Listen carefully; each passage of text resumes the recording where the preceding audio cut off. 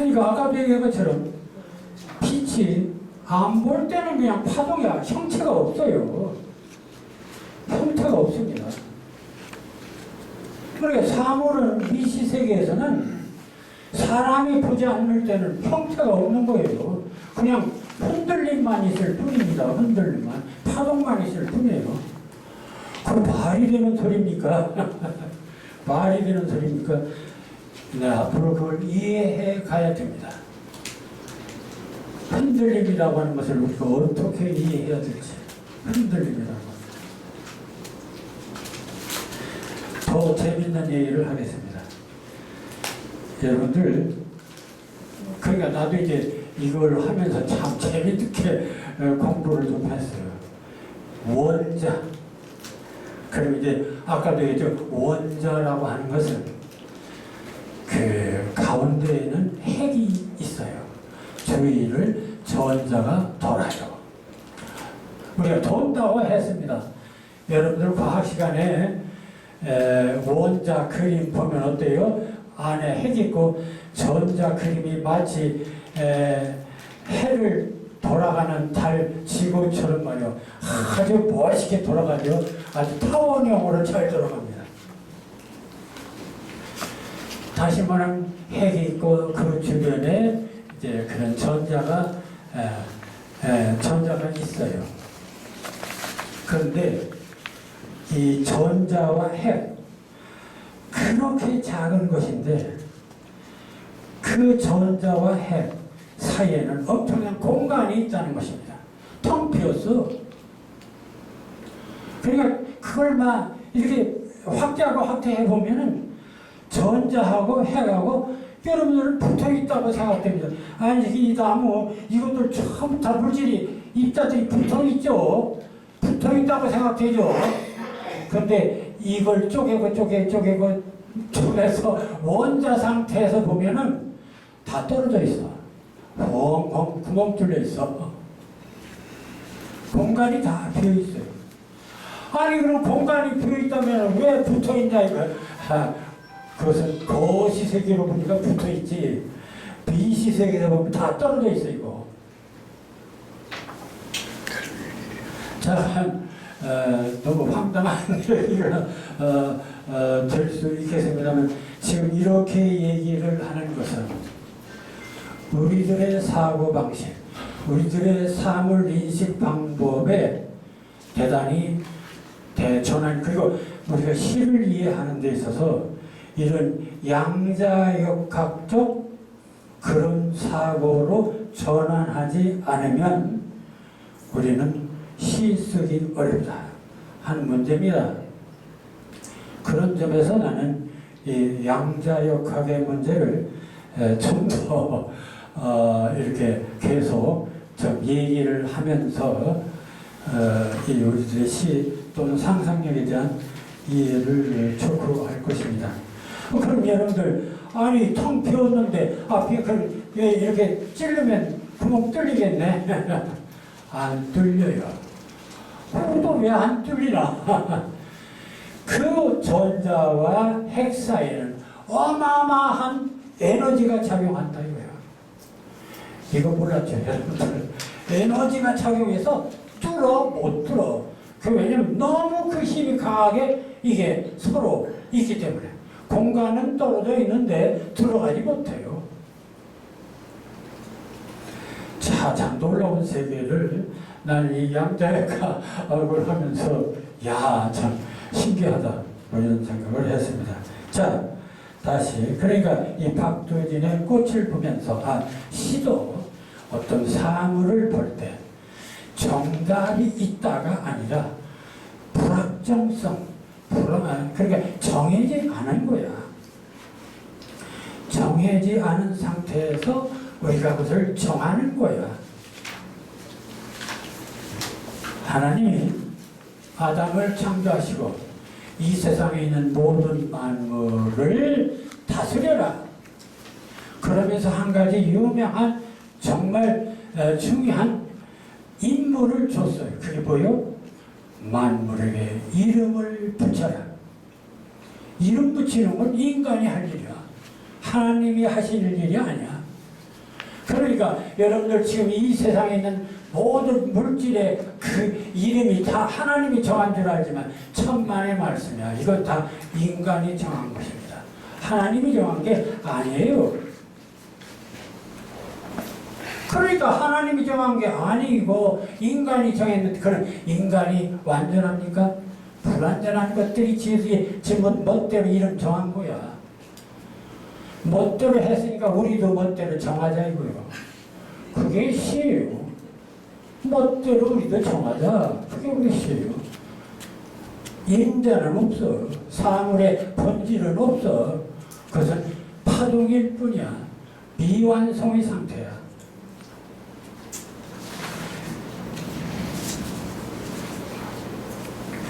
자, 그래서 그 다음에 이제 나오는 말이 양자 중첩과 관찰자 효과라고 하는 제목을 붙였습니다. 양자 중첩과 관찰자 효과.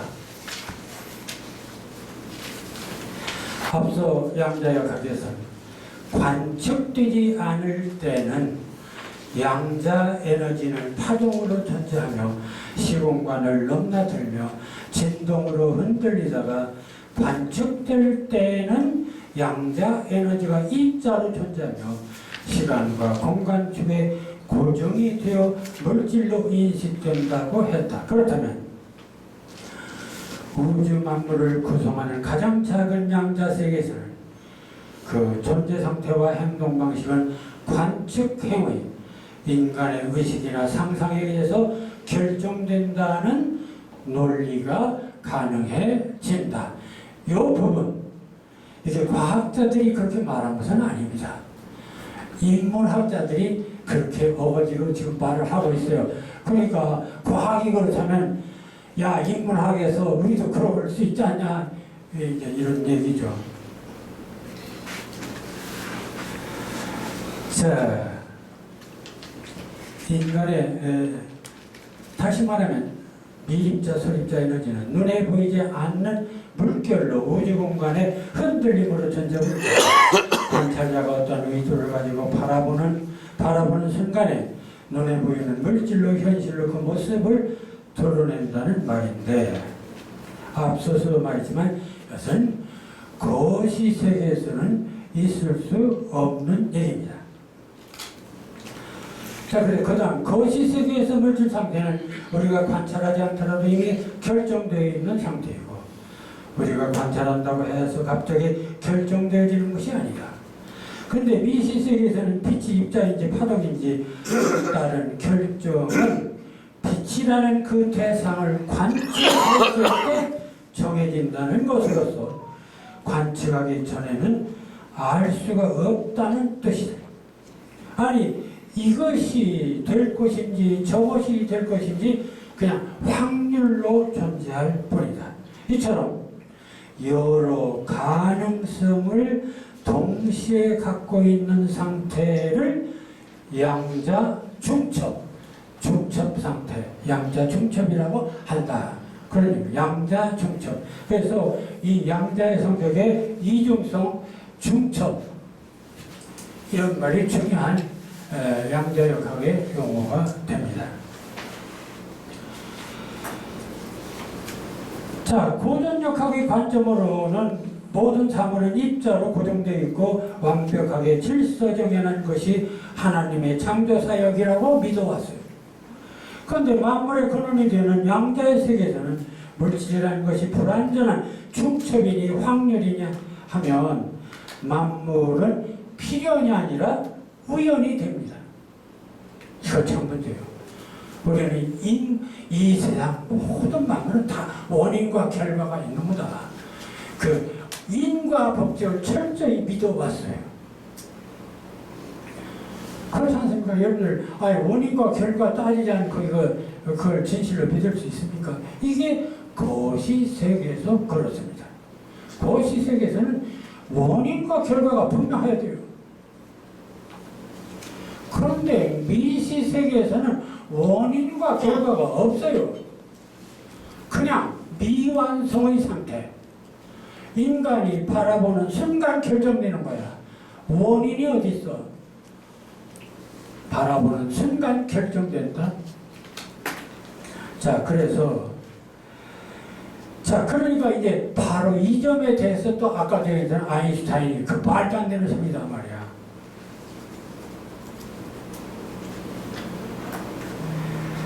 자, 근데 이제 이 부분에서 그래서 이제 이 양자역학을 하는 사람들이 이런 또 얘기를 합니다. 그럼 하나님이 하실 일이 뭐냐?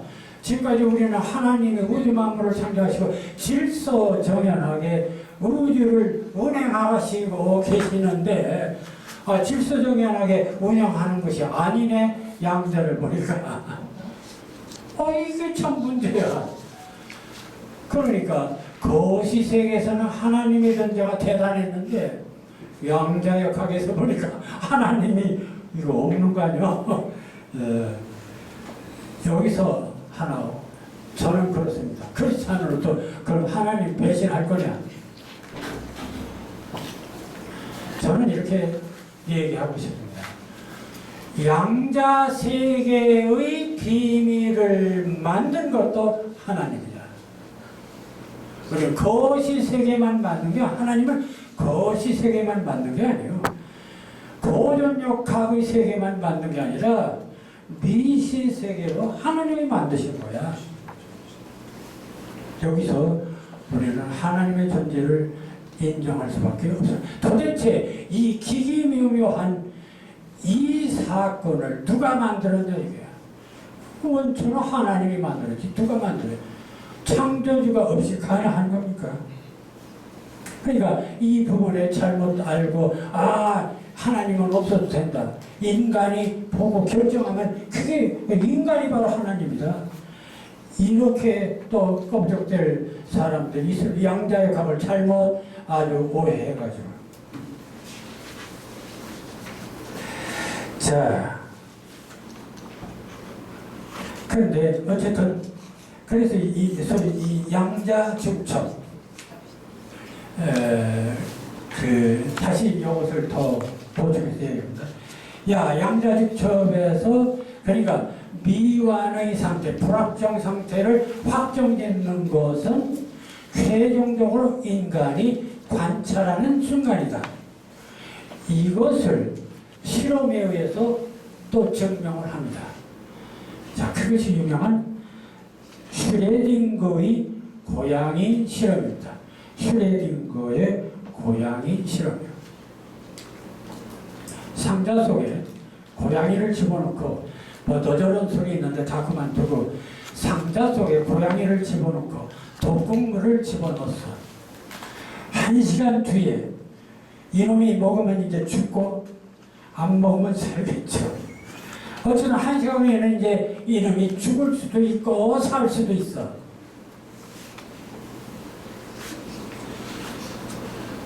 그래서 이제 이게 유명한 슈레딩거의 고양이 실험입니다.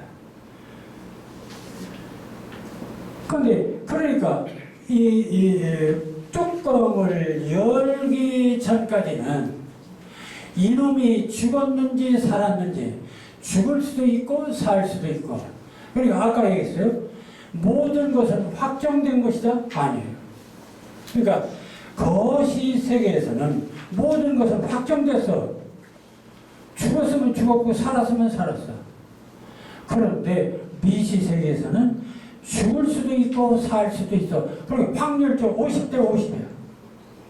그러니까 고양이가 살 수도 있고 죽을 수도 있어.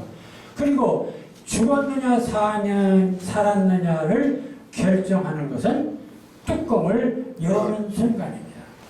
뚜껑을 여는, 그러니까 이건 인과가 아닙니다. 뚜껑을 여는 순간. 그 이전까지는 확률이야.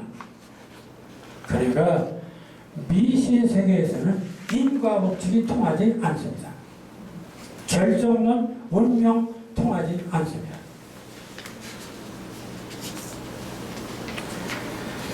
자, 이래서 이 유명한 이 슈레딩거가 사실 반대하려고 했다가 뒤집혀서 난 유명한 사건입니다. 자, 그래서 이제 결론은 이겁니다.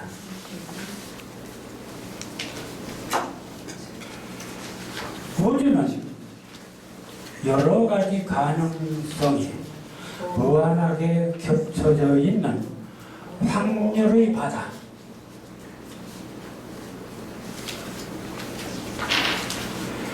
자, 이게 확률의 바다. 그러니까 일렁이는 하나의 파동의 바다. 그러니까 우주는 하나의 에너지가 막 이렇게 다 파동처럼 이렇게 흔들리는 세계예요. 다 미완성 불확정 상태에서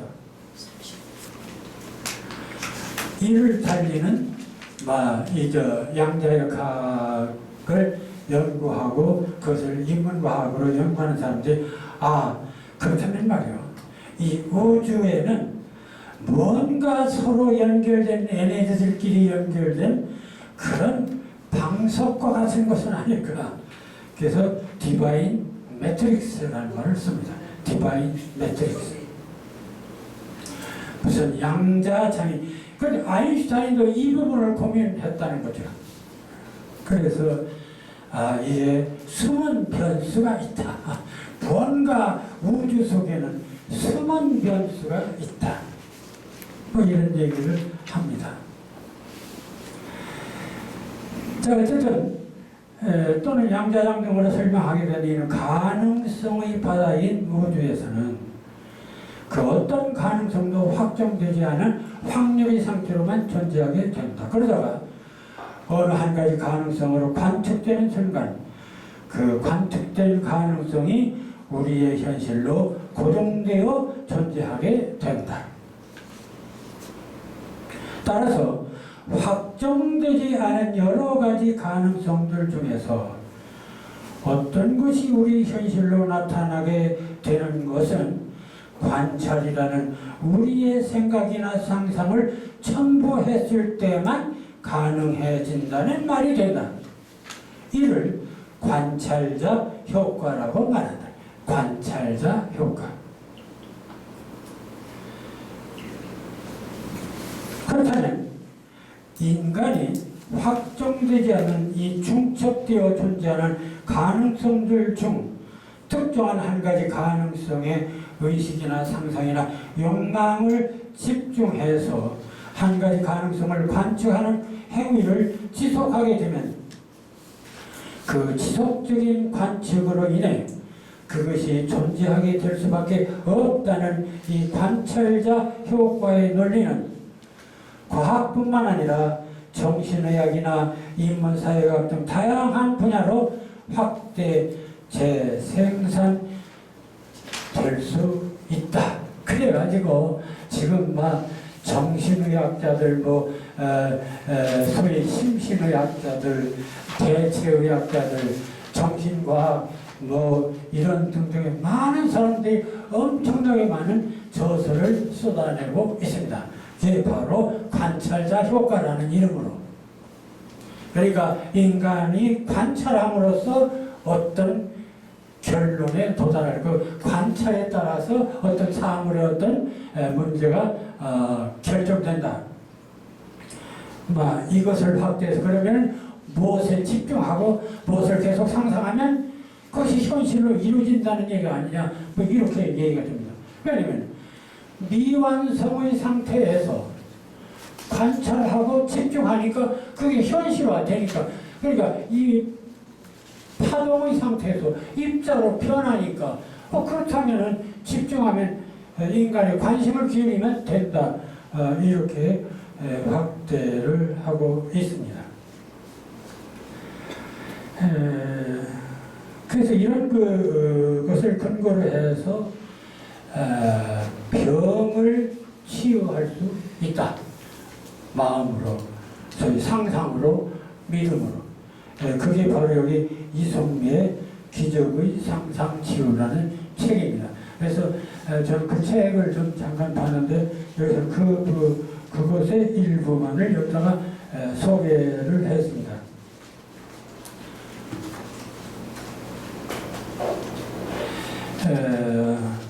그래서 이 부분은 여러분들이 읽어보시고 오늘은 양자역학의 첫 번째 사건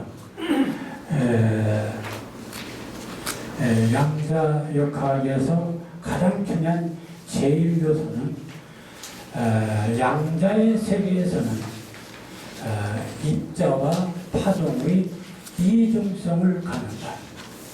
또 하나는 그것이 입자로 되는 것은 인간이 관찰하는 순간 입자로 되고 관찰 이전에는 불확실성의 파동으로만 존재한다.